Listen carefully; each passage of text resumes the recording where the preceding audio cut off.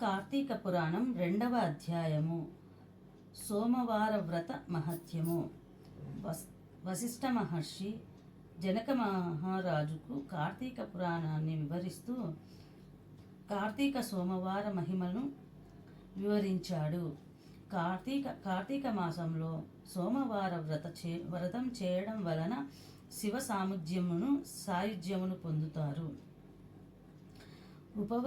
ఉపవసించవలసిన రోజులలో తనకు వీలైన చేయగలిగిన విధముగా రాత్రిపూట మాత్రమే భుజించడం, ఎవరిని ఏది అడగకుండా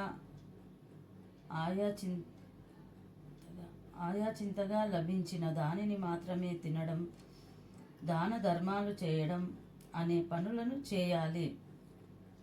ఒకానొకప్పుడు కాశీక్షేత్రంలో పరమ నిష్ఠాగరిష్ఠుడైన ఒక సద్బ్రాహ్మణుడు ఉండేవాడు.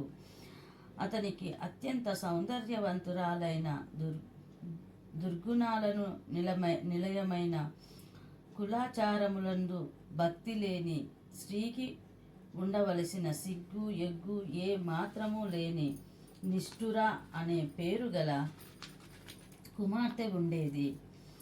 నిష్ఠురను మంచి దారిలో పెట్టాలని తండ్రి నయాన భయాన ఎన్నో విధాలుగా ప్రయత్నించి విఫలుడైనాడు. యవనవతి అయిన నిష్ఠురను సౌరాష్ట్ర దేశార్థుడైన మిత్రవర్మ అనే బ్రాహ్మణునకు ఇచ్చి వివాహము జరిపించాడు.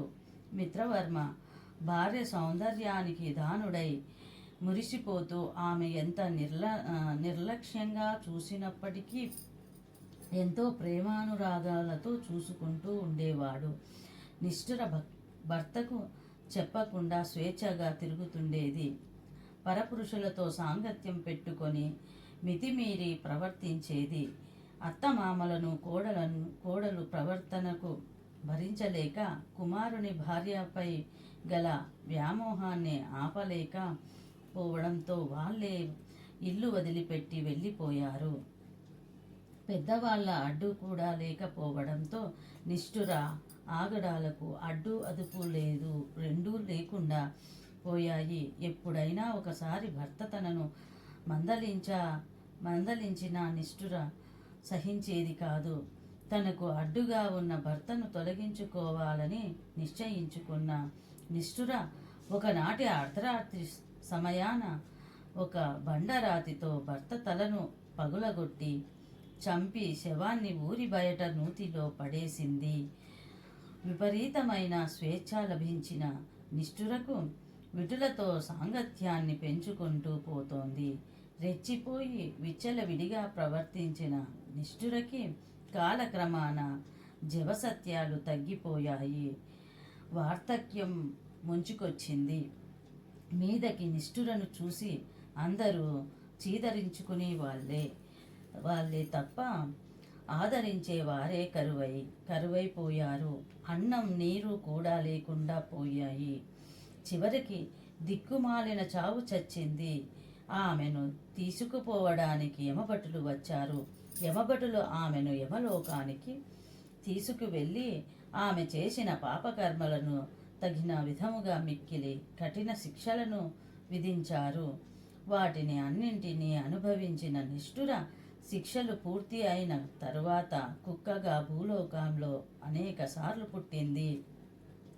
ఒకనాడు కుక్కగా పుట్టిన నిష్ఠుర ఆకలితో నకనకలాడుతూ ఆహారం కోసం అల్లాడుతూ తిరుగుతోంది. ఆ రోజు కార్తీక సోమవారం కనుక ఆనాడు ఒక విప్రుడు పగలంతా ఉపవాసం ఉండి కార్తీక సోమవార వ్రత పూజ చేసుకుని ఆ ప్రసాదాన్ని ఆరు బయట పెట్టి నక్షత్ర దర్శనం చేసుకుంటున్నాడు. ఇంతలో శునకంగా ఉన్న నిష్ఠుర ఆరు బయట పెట్టిన బలి అన్నాన్ని తిన్నది. ఆ రోజంతా ఉపవాసం ఉండి ఏమీ తిననందువలన శివప్రసాదాన్ని భుజించడం వలన నిష్ఠురకు పూర్వజన్మ స్మృతి కలిగింది. వెంటనే అక్కడున్న బ్రాహ్మణుని గొంతెత్తి అరచి పిలిచింది. తనను రక్షించమని మరీ ప్రార్థించింది. దయార్ద్ర హృదయుడైన ఆ విప్రుడు కుక్కగా అడ్డుగా ఉన్న నిష్ఠుర పూర్వజన్మ వృత్తాంతమును తెలుసుకున్నాడు. తాను బలిగా పెట్టిన శివప్రసాదమును తిన్నందువలననే ఆమెకి పూర్వజన్మ స్మృతి కలిగినదని గ్రహించాడు. అందువలన ఆ సోమవారం నాడు తాను చేసిన సోమవార వ్రత ఫలితమును నిష్ఠురకు కుక్కకు ధారపోసాడు. దాంతో కుక్క యొక్క జన్మ జన్మాంతరాలలోనూ పాపాలన్నీ పటాపంచలై దివ్య రూపము లభించింది.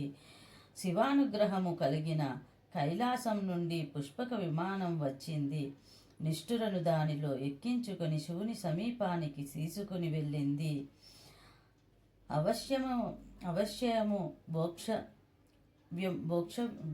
భోక్తవ్యము కృతం కర్మ శుభాశుభం అంటుంది శాస్త్రం.